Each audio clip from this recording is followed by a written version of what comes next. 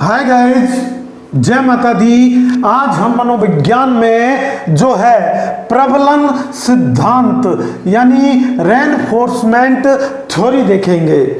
ये जो प्रबलन का सिद्धांत है वो थॉर्नडाइक की एसआर थ्योरी यानी स्टिमुलस और रेस्पॉन्स और उद्दीपक प्रतिक्रिया के सिद्धांत और पावलव कंडीशनड के सिद्धांत यानी कंडीशनड थ्योरी संबंधवाद के सिद्धांत को मिला जुला रूप है। तो इसके प्रतिपादनकर्ता जो थे वो थे आपके C.N. हल। कौन थे प्रतिपादनकर्ता? C.L. हल ने सन 1915 में एक पुस्तक प्रकाशित की, प्रिंसिपल ऑफ बिहेवियर, व्यवहार का सिद्धांत, जिसे क्या नाम से जाना जाता है? व्यवहार का सिद्धांत। इस पुस्तक में इस सिद्धांत की उन्होंने व्याख्या की कि सीखने की क्रिया प्रबलन यानी आवश्यकता, किसी आवश्यकता की पूर्ति के लिए होती है। तो सिद्धांत का अर्थ समझे हम, मीनिंग ऑफ द थ्योरी।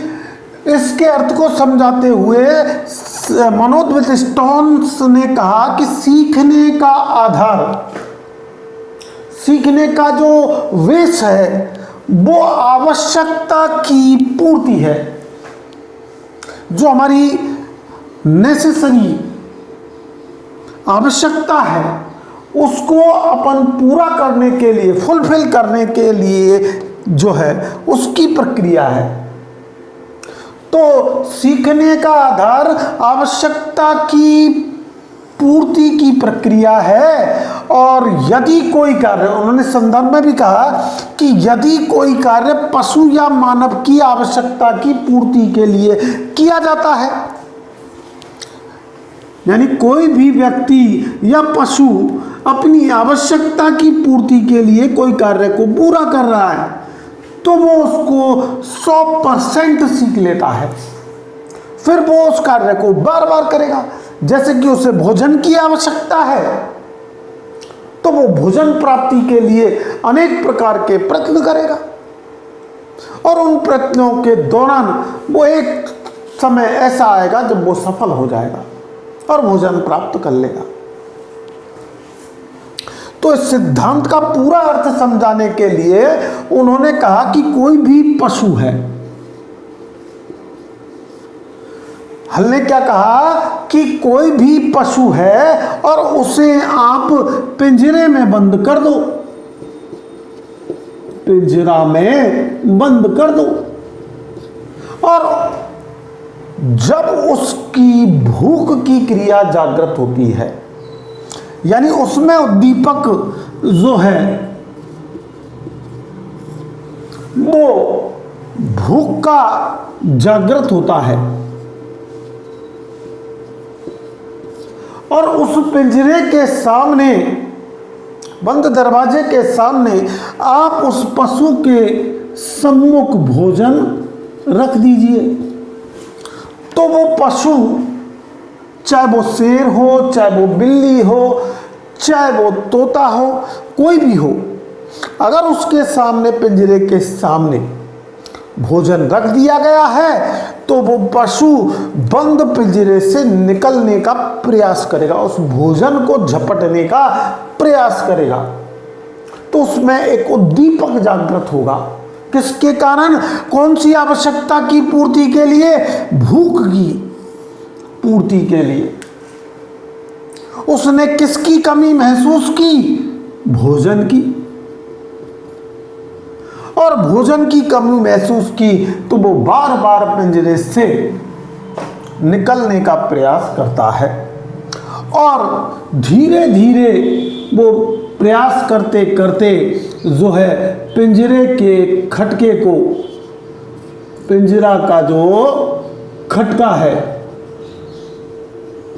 उसको दबाना सीख जाता है और एक समय ऐसा आता है कि वो पिंजरे के खटके को दबाना सीख जाता है, खोल लेता है और भोजन प्राप्त कर लेता है। तो इस प्रकार उसके एक पशु के जब सीखने का कार्य हो जाता है उसकी आवश्यकता की पूर्ति के लिए, क्योंकि वो उसकी कमी महसूस कर रहा था किसकी, अपनी बॉडी में भोजन की, तो हमने ये भी कहा कि आवश्यकता की पूर्ति के साथ साथ आवश्यकता की कमी भी होनी चाहिए। ये सिद्धांत का पूरा अर्थ आपके समझ में आ गया होगा। अब हम इस सिद्धांत के गुण तथा विशेषताएं देखते हैं। तो स्किनर जो थे उन्होंने जो है इस सिद्धांत का सबसे पहला गुण बताया आदर्श व सर्वश्रेष्ठ सिद्धांत, कि ये जो सिद्धांत दिया गया था प्रबलन का वो जो है वो आदर्श और सर्वश्रेष्ठ सिद्धांत है। उन्होंने ये कहा कि इस सिद्धांत के माध्यम से वास्तव में प्रत्यक्ष प्रैक्टिकली परिणाम देखने को मिलते हैं कि कोई व्यक्ति किसी चीज को सीख रहा है। तो ये एक प्रायोगिक सिद्धांत है, यानी ये आइडियल है और एक उत्तम सर्वश्रेष्ठ सिद्धांत है। दूसरा उन्होंने जो है चालक न्यूनता की कमी का सिद्धांत, इस सिद्धांत को नाम दिया गया चालक न्यूनता सिद्धांत, ड्राइव रिडक्शन जो है थ्योरी के नाम से अगर आपसे प्रश्न पूछ लिया जाए तो कौन सा सिद्धांत है? प्रबलन का सिद्धांत। तो प्रबलन ने चालक न्यूनता का एक जो है विशेषता बताई। उन्होंने ये कहा कि हमारे जो भूख का चालक होता है, जैसे कोई व्यक्ति भूखा है या कोई पशु भूखा है, तो भूख का चालक अब भूख किसका काम करेगी? उसे क्रिया कराने के लिए मजबूर कर देगी।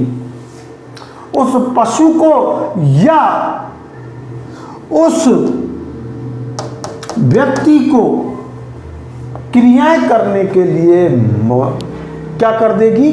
मजबूर। और भोजन की आवश्यकता की पूर्ति न होने पर वो क्या है? उसकी तनाव उत्पन्न हो जाएगा, उसके मस्तिष्क में क्या हो जाएगा?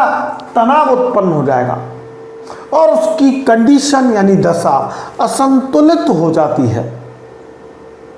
तो जब उसकी दशा असंतुलित हो जाएगी तो वो अपना भोजन करने के लिए क्रियाएं करेगा, और जब भोजन की क्रिया पूरी तरीके से समाप्त हो जाती है तो वो चालक का न्यून हो जाएगी, यानी उसमें जो चालक भोजन के प्रति प्राप्त करने की जो तीव्रता थी वो फिर कम हो जाएगी। इसीलिए उन्होंने इसे चालक न्यूनता का सिद्धांत कहा। तो अगली विशेषता हम देखें कि तीसरे उन्होंने बताया कि उद्दीपक प्रतिक्रिया का सिद्धांत एसआर थ्योरी की तरह है, ये सेटिमल्स रेस्पॉन्स की तरह है जो थॉर्नडाइक ने दिया था। तो उन्होंने कहा कि भाई जो भोजन है, मनुष्य की आवश्यकता क्या है? उसे शक्ति प्राप्त करने के लिए भोजन चाहिए। तो भोजन जो है वो उद्दीपक का कार्य करता है, सेटिमलस का कार्य करता है, यानी भोजन किसका कार्य करता है?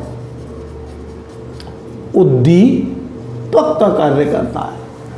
और भोजन प्राप्त करने के लिए जो क्रिया करता है वो प्रतिक्रिया होती है, रेस्पॉन्स होता है उसका। तो इसलिए इसको एसआर थ्योरी के नाम से भी जाना जाता है। अगले जो है वो प्राथमिक और द्वितीयक प्रबलन।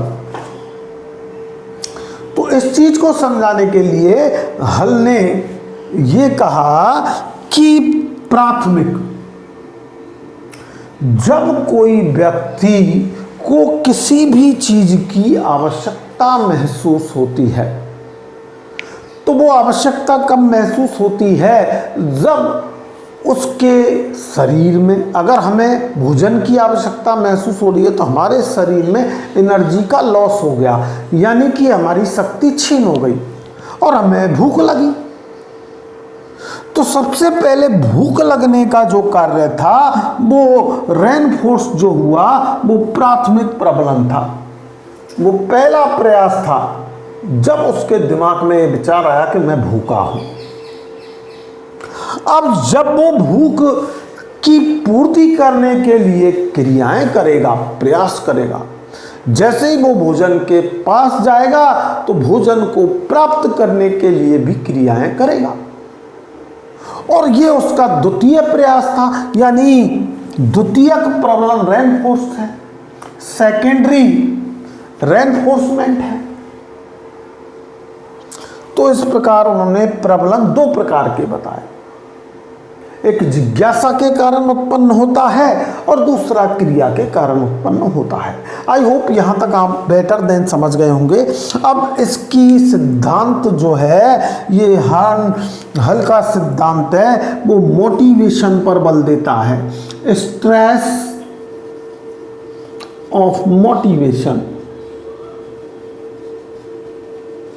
इस सिद्धांत के अनुसार शिक्षा प्राप्त करने में बालक को प्रेरणात्मक ज्ञान देना आवश्यक है,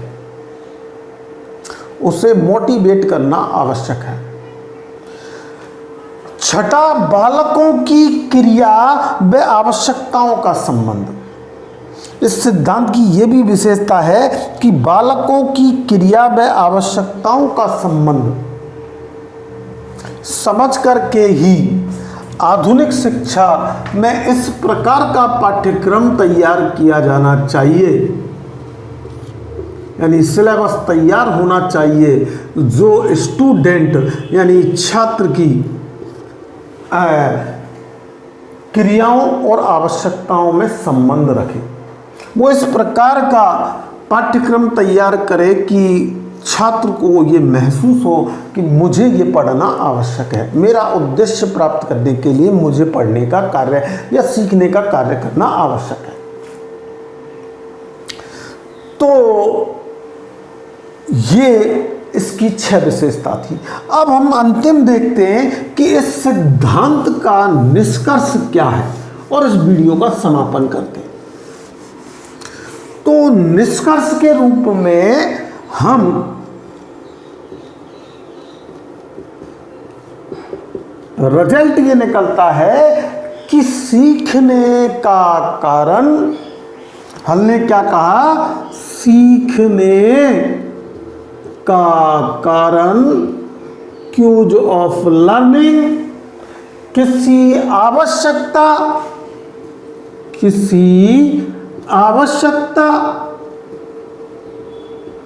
का प्रत्यक्ष यानी डायरेक्टली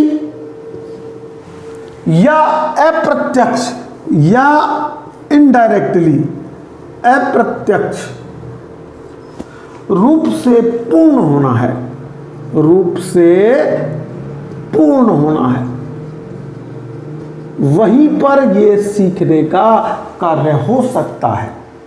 अतः आधुनिक कुछ त्रुटियां जो थी थॉर्नडाइक और पावलव के सिद्धांत में, उन त्रुटियों को ये पूरा करता है और कुछ त्रुटियों से इसे जो है इस सिद्धांत को आधुनिक शिक्षा में अपनाया जा रहा है,